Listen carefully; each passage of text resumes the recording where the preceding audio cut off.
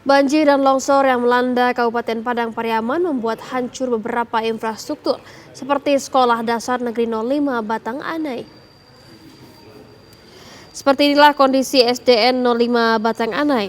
Kondisi sekolah yang hancur total membuat murid dan guru tidak bisa beraktivitas belajar mengajar. Saat kejadian, sekolah terendam banjir hingga atap dan kemudian terhantam longsor. Hingga kini, aktivitas belajar mengajar dihentikan sementara dan dialihkan ke sekolah terdekat.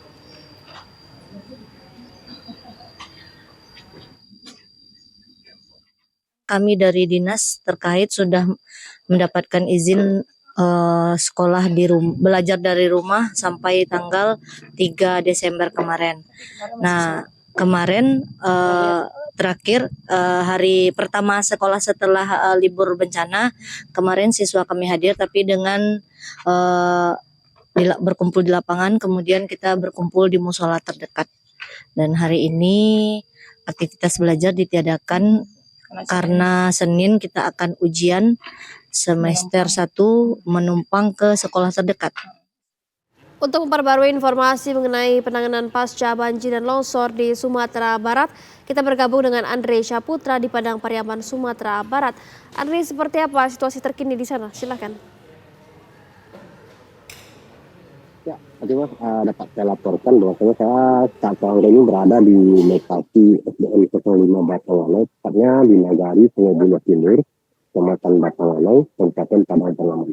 Yang mana di belakang saya sekolah SDN 05 ini hancur total akibat banjir bandang yang melanda kawasan ini. Tidak hanya sekolah, beberapa rumah juga, sedangkan akses jalan utama juga lumpuh akibat banjir bandang yang melanda kawasan ini.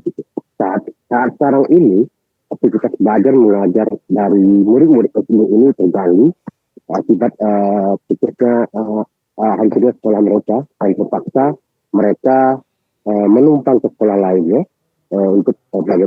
Sedangkan hari Senin besok mereka harus menghadapi ujian.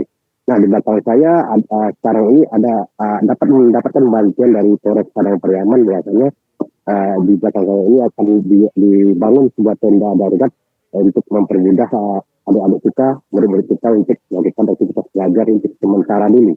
Dan nantinya Polres juga membantu trauma healing bagi anak-anak, anak SD agar menghilangkan trauma mereka dari bencana banjir ini.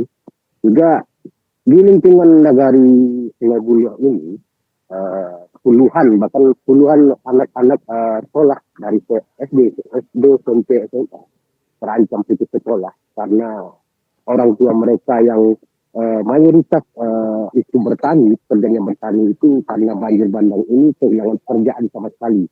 Jadi karena akses sekolah mereka seperti anak murid SMP dan itu akses sekolah mereka itu jauh dari lokasi ini, membutuhkan biaya untuk ongkos saja sampai ribuan atau puluhan ribu rupiah gitu untuk mencapai akses sekolah mereka. Jadi kebanyakan orang tua murid ini memberikan bahkan membilang kepada anaknya untuk berhenti dulu sekolah sementara. Jadi kita berharap pada pemerintah untuk pasca bencana ini untuk mendata kembali ancaman-ancaman tersebut gitu, bahwasanya puluhan murid ini terancam untuk ikut sekolah. Begitu, Pak Cuma. Ya, Andri, secara keseluruhan untuk di Sumatera Barat sendiri, apakah masih ada desa yang belum tersalurkan bantuan hingga saat ini? Ya, untuk sementara data terupdate, bahkan ada beberapa desa yang tidak tercover atau tidak dapat bantuan sama sekali. Belum menyentuh daerah-daerah tersebut. Bahkan saya sebagai reporter saja baru tahu bahwasanya ada sekolah yang ambruk juga, ada beberapa daerah yang masih putus akses jalan mereka gitu. Baik, Andri, terima kasih informasinya melaporkan langsung dari Padang Pariaman, Sumatera Barat. Selamat kembali bertugas.